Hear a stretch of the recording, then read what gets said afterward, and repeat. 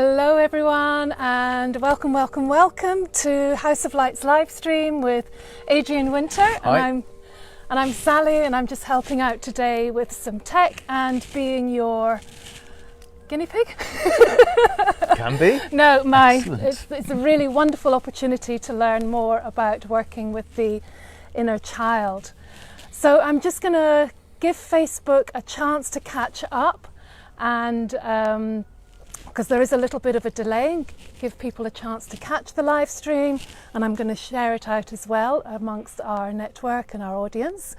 So welcome Adrian, thank you for coming on, and maybe you'd like to give just a little insight into Learning Love while people start to come onto the live stream. Sure. So the Learning Love model is, well, it's many things. For me, it's a practice, a way of moving through my life, a way of deepening into understanding myself. And the main advantage, I would say, for me is it's changed my relationship to myself and very profoundly my relationships with other people in a good way. So the Learning Love model has many areas that we can look at and work with, and today we're going to look at the inner child work, which is a part of it. And do you find that a lot of people have issues from their childhood, or is that where the inner work starts? I've not found any that don't. There's plenty of people that not recognise that, or Yes. feel that they have no issues from the past, but the way we relate today is largely driven by how we experienced our childhoods. Yeah. Not even necessarily what happened, but how we experienced it. Yeah. And that does have an enormous impact on the way we connect with the world, the way we work, the jobs we do, the dreams we do or don't make happen, Yes. and in our intimate relating. So tell us, what is the purpose of doing inner child work? Well, if we are not aware of how this works for us, then we quite often meet the world from a child state. Yes. These child states come and go, and I'll explain more about that shortly.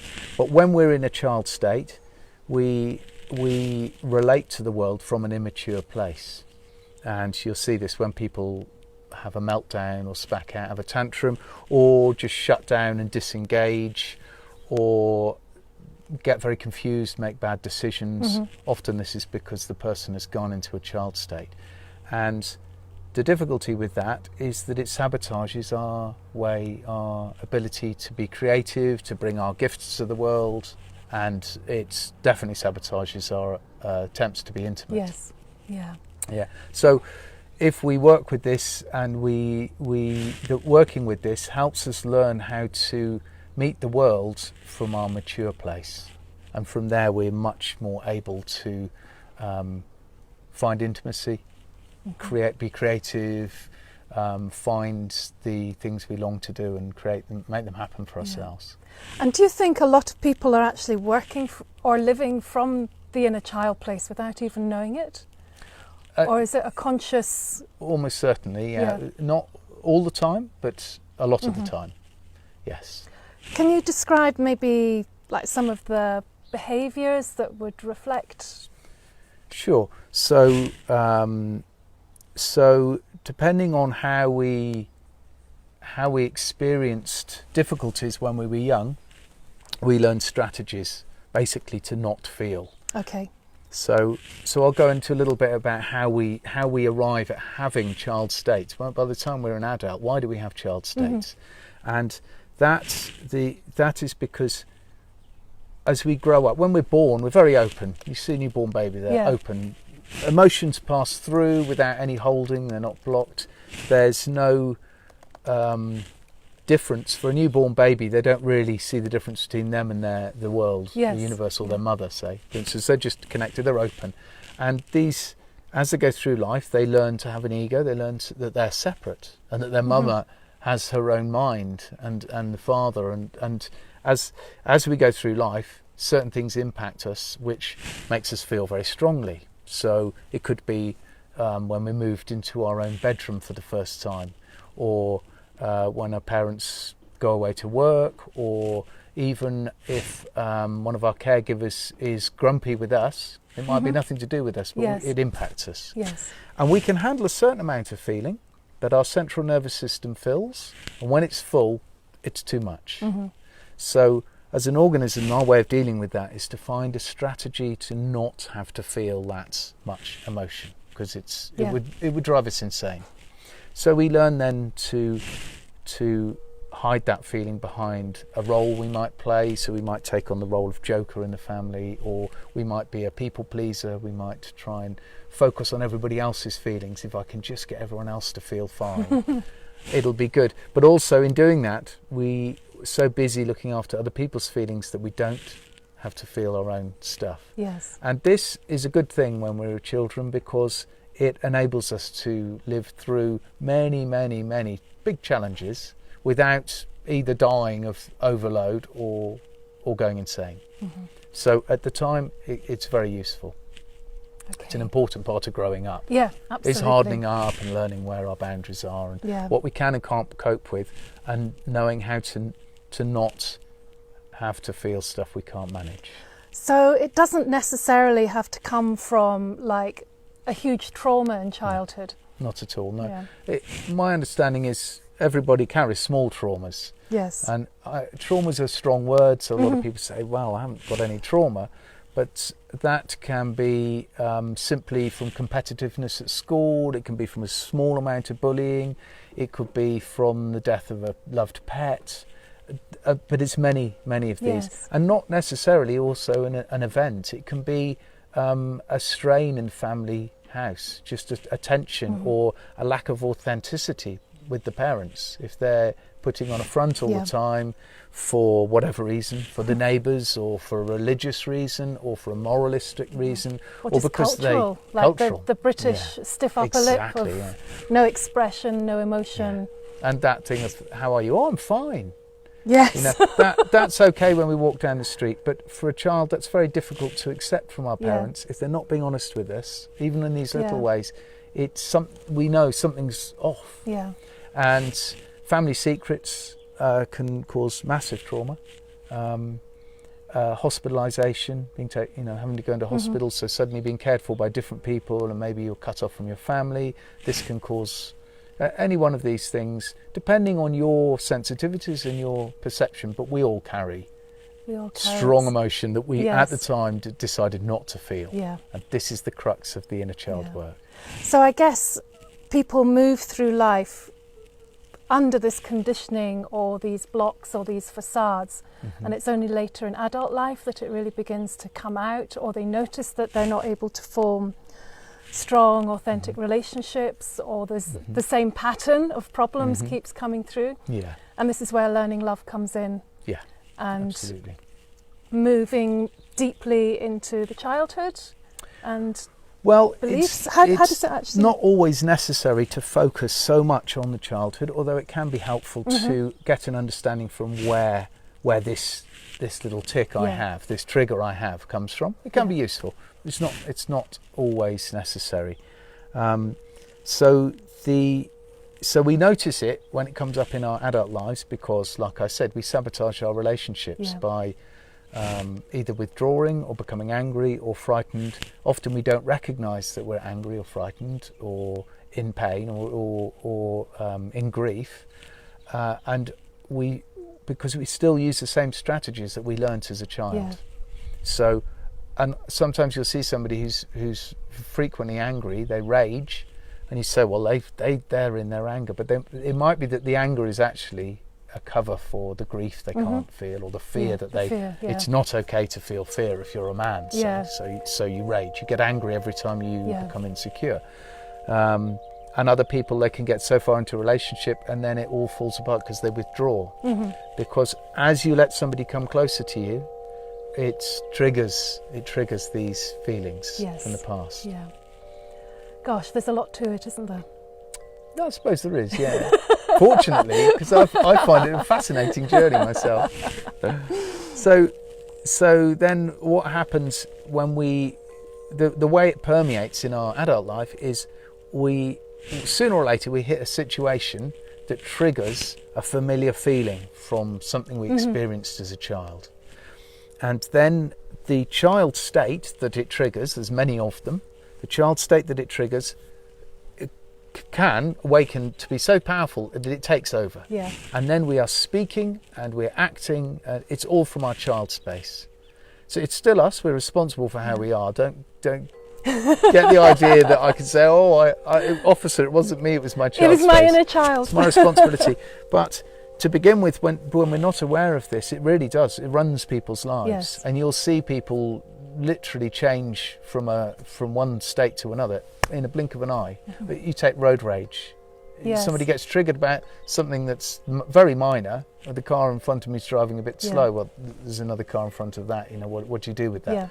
But the triggering of a disproportionately strong emotion is that's a sign. Okay, this is not about what's happening now. You've just triggered it. Yeah. My partner's triggered it, the government that triggered it, or the COVID or whatever it is. So at that point, when we're triggered, the child state takes over, and this is where we sabotage our relationships. We can lose jobs. We can miss opportunities. We can shut ourselves down. We can go into shock for days, whatever. So people do find this in life, and as we get older, it tends to become more obvious. And then at some point, a lot of people say, well, I don't really want to do this anymore. I'd like to know a way through. And that's why we run Learning Love retreats and why I do sessions with people and share this work, because it's a practice to that helps you come through this and get the goodies out of it, because it's not all bad news. It's great. Yeah, it's great to start to see how I operate and to find out what a massive world of stuff there is in there. And you become your own observer then, to realise what behaviours or conditioned behaviours you've got that don't necessarily have to be there, and you begin a healing journey. That's right. Yeah. So then the way to heal, the way to move through on from these traumas, is basically observation. So when we react, that is what we do to not feel, to not observe these feelings. It's like, I don't want to feel this, so it's your fault. Yes. You know, it was their fault, or I've just shut down. Or just I can't handle it. So the way to heal it is to start to pay attention and notice when you're triggered. Like, and sometimes we catch it a bit late. It's like, oh dear, that wasn't very good. I've already slammed the phone down and thrown the clock across the wall. Too late. But even then I can say, okay, so I'll take that apart. What was the trigger? Was it the person on the phone, or was it a particular word they said? Or was it a look they gave me? Or was it something that happened yesterday that's been brewing? And we start to notice what triggers me. Then, when I know what triggers me, I can look at, and when it triggers me, how does my body feel? The physical sensation of being here. And you'll notice, when you look, you notice that there's all sorts of sensations going on in there. Maybe in your stomach, in your heart, in your solar plexus, in the throat. So if we start to observe that, it gives us an idea, because some of these feelings are familiar. When you track them, when you keep practicing, every time you're triggered, you go, what's this experience like? And from there we can move to the emotion. What's the emotion there? Or the emotions. And often attached to those is the impulse to do something to not feel them, which is where we started with the reaction. Yes, yeah. And it's not something that you can sort out quickly in a weekend. There's no quick fix. It's a practice of coming inside, checking it, of taking time on your own when you feel this stuff, to actually take time and space as you would a disturbed child. If you come across one of your own children or somebody else's child and they're upset, it's almost like you take them on your lap and you say, okay, how are you feeling? I'm here for you, and I hear you're disturbed, and I'm curious. I'm not going to judge it. I'm curious. What's this feeling? So we do this for ourselves, and a whole world opens up. Yeah, I'm sure. It's funny, because we were sitting here sort of getting set up and getting ready, and I started to get very nervous, because I realised that, oh gosh, yes, you might be asking me some questions, or it does bring up a whole lot when you start to think, oh, I really do have to go a little bit deeper inside myself to see myself. Yeah. But ultimately facing those aspects or those behaviours is actually going to set you free to be happier, more grounded, more peaceful, and to have deeper relationships with people, I guess. Sure. So the anxiety you felt when we were setting up, can you click into it now? Can you feel where do you feel it in the body? In the heart and the plexus. Okay. And what does it feel like? It is anxiety. It's real. It's really sort of like unsettled nerves, which is not really like me. Right. Yeah. And so as you feel into that anxiety, what's the emotion that's connected with that? What's the predominant emotion? There's a fear, but I'm not quite sure where that comes from or why. A fear of... But if you breathe into that fear, Sally, really let it come. So if you notice any judgments like, well, I shouldn't be feeling fearful, I'm a grown woman, or any nonsense like that, get rid of the judgment and welcome it in. Say, okay, I'm curious. How does this fear feel? Where do I feel it? How is it moving in my body? What's there? And really, can you connect with it and breathe into it?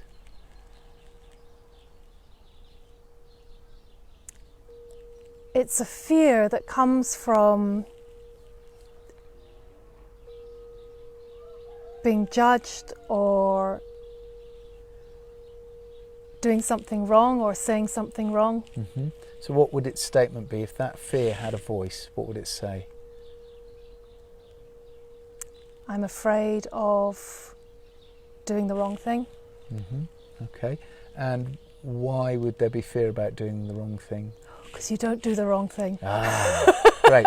So that's beautiful. You see where we've gone with that. You've got the bodily sensation connected with the fear, and the belief that the fear is connected to is you don't do the wrong thing. Do not do the wrong thing. And we could go deeper with that and see whose voice is that? Who taught you that you do not do the wrong thing? Or what situation? Or from childhood, from my upbringing. Yeah. Both parents. You've got to do the right thing. Right. Okay. So, and how does that serve you in life today? Does it serve you to believe that, to have that as a knowledge? No. It is a journey that I'm aware of, but that old conditioning still kicks in. Sure. Yeah. Sure. Yeah. Well, and my understanding of it in all the years I've worked with it, I haven't got rid of any one of the neuroses, but they've become familiar. They're like friends. Yes. I'm not pushing them in the corner now. Yeah. I'm like, here we go. Let's it's have like a they look. come to visit. Yes, that's right. Yeah, and that's and the they don't overtake me. I have breathing room. I have time to work with it myself. So I have more time to respond to life, and I find by practicing this regularly, I'm more comfortable to stay present when things are difficult. You know, when something makes you feel anxiety, we can either get busy, which I did do this morning. I said to you, I've been very busy this morning. You were nervous, and then I got nervous. Yeah. Yes. But the practice of getting to know these feelings, to really explore them, means that you become able to stay present.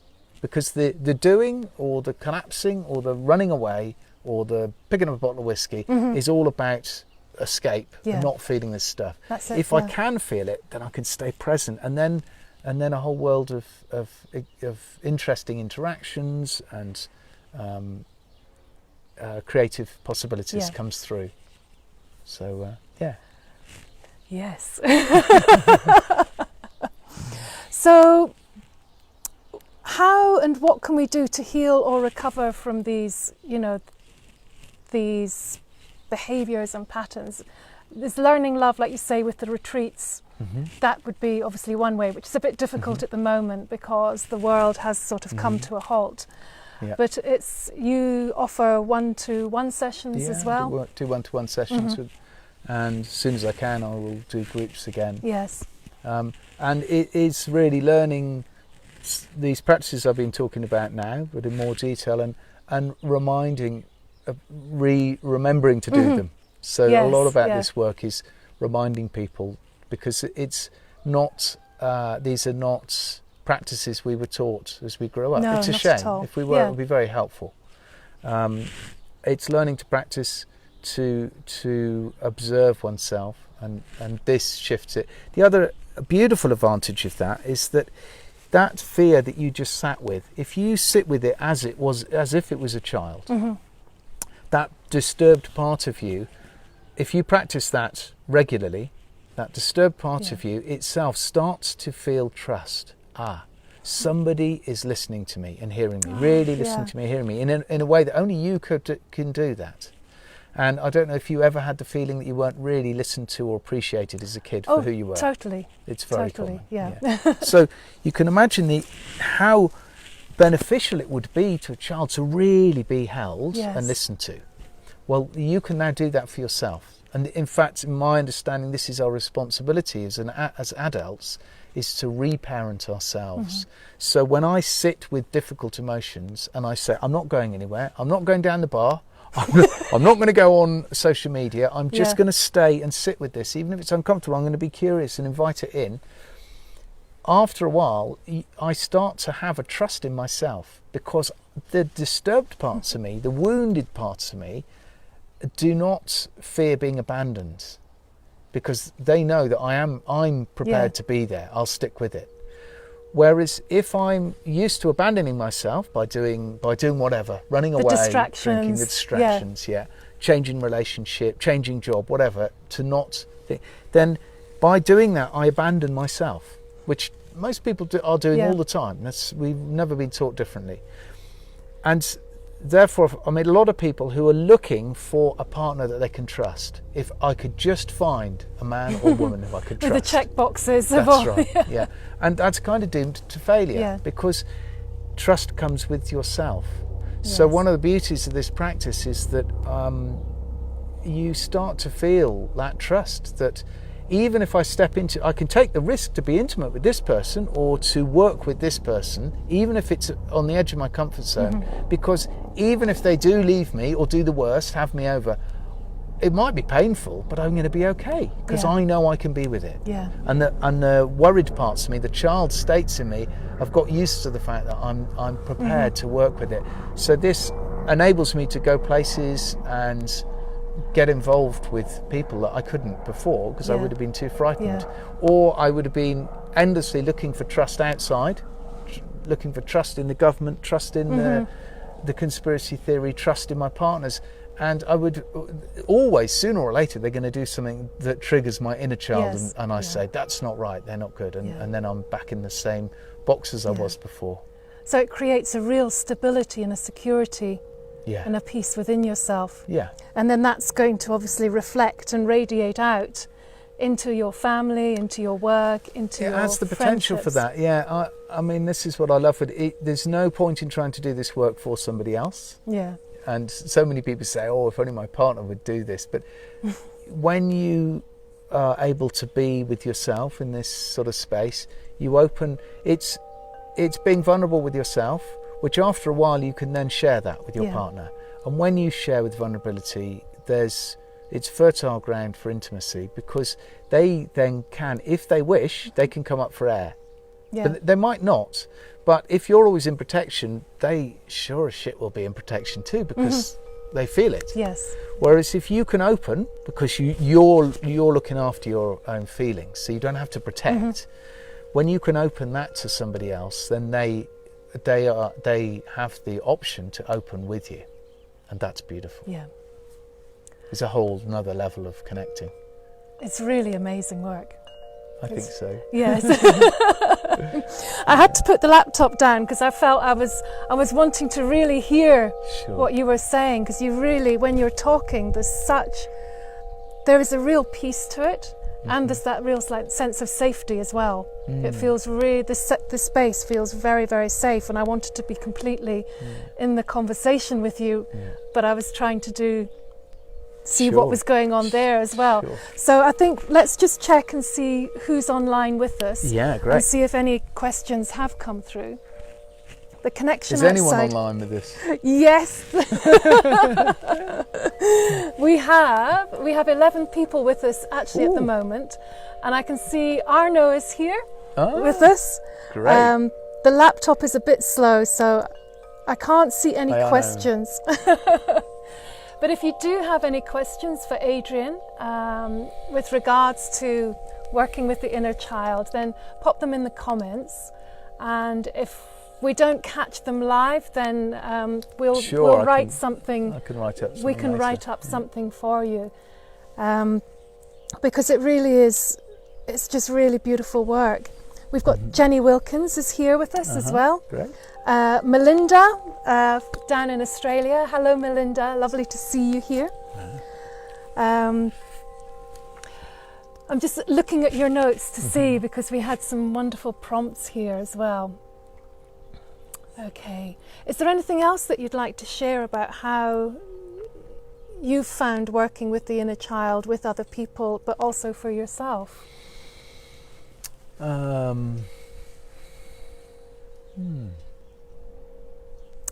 a question. We have, yes, something's come through. Wonderful. Tom Mitchell, thank you for joining us, Tom. Tom. Is saying, once I've felt my feelings, I sometimes find it hard to get back to a good feeling state. Is that normal? It can be. It can be.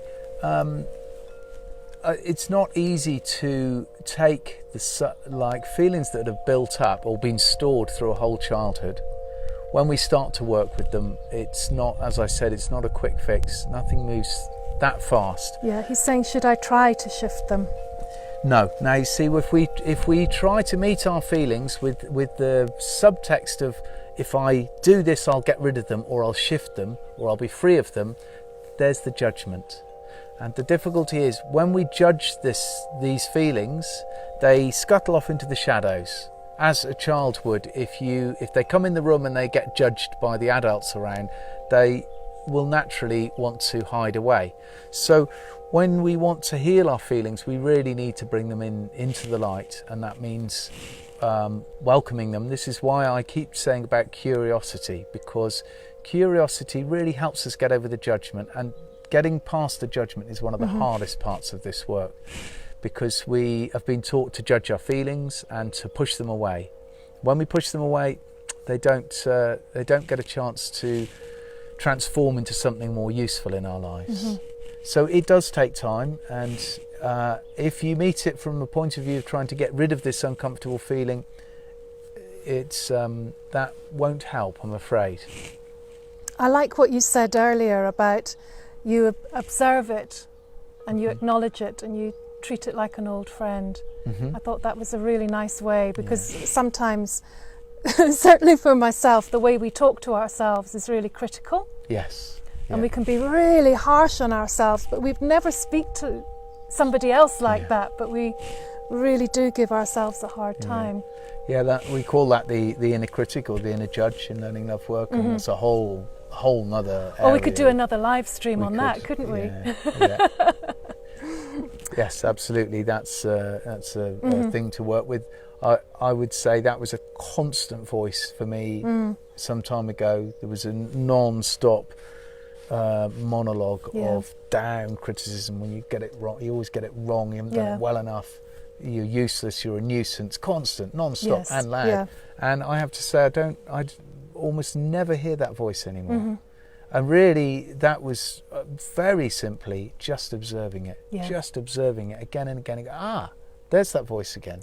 And examining it. Whose voice is it? What phrase? What words does it use? And it changes depending on the situation. And some of the time my dad's voice would be there, sometimes my mum's, sometimes a teacher's, or it can come in pictures, it can come in feelings, but that critic we pretty much all have. Yes, I think so. And it's not helpful. No. No. So Tom says thank you. Thank you very much, Tom. Thanks for coming on, Tom. And Melinda's saying the background music is beautiful. The music you're hearing, Melinda, is the chimes just above us on the terrace. As House of Light is a really beautiful retreat centre that Adrian and his wife Kerry created, really through renovating this beautiful old ruin into what we see today. So yes, it really is beautiful. And we thought we'd come out and share the almond blossom with you. We wanted to give you some almond blossom because it's everywhere in the mountains around here. Everywhere we look at the moment, the trees are these pale pink petals, and when the sun hits them, it's just extraordinary. It's a little bit like moving around in a Japanese pleasure garden. Yes. So I said to Sally, we'll have to do this live stream outside and capture some of the almond blossom. It's stunning. It's stunning. Okay. Oh, let's see. Andres Jacinto Ruva. I wish I had a question, but it was all so clear. Oh, beautiful. Thank you, Andres. Even if you have a question afterwards or something comes up, just come and comment on the live stream and just tag in House of Light. Sure. And then we'll come back to you. It's a passion and a pleasure to share this work that I feel so fortunate to have been taught myself and been helped through. And so, if you have questions or you want to know more about it, please do get in touch. I'm more than happy to answer. Yeah. It's a great joy for me to be able to talk about it and share it with people. Fabulous. Is there anything else that you'd like to add today, Adrian? I don't think so, other than thank you very much, Sally, for your support and bringing this here and bringing me here. I really enjoyed doing these with you. Oh, I also know it's a chance for me to get a little bit of inside help, inside knowledge, and it's just a pleasure to be with you in this space. Great. Oh. So thank you. Thank you everyone for joining the live stream. If you want to know more about Adrian's work, he's soon going to be putting up a blog on the website, which is houseoflight.love. And anything else that you'd like to know about Learning Love, please just reach out through the website or directly with Adrian. You can get in touch through the contact page. Okay, so great. Thanks for coming, and I really enjoyed this. Yeah, lovely to sit out in the sun as well and talk about love and healing and all the good stuff. Yeah. Okay, everyone, I'm going to come closer to the phone now to turn off the live stream, but just thank you all so much and wish you all a beautiful, beautiful day.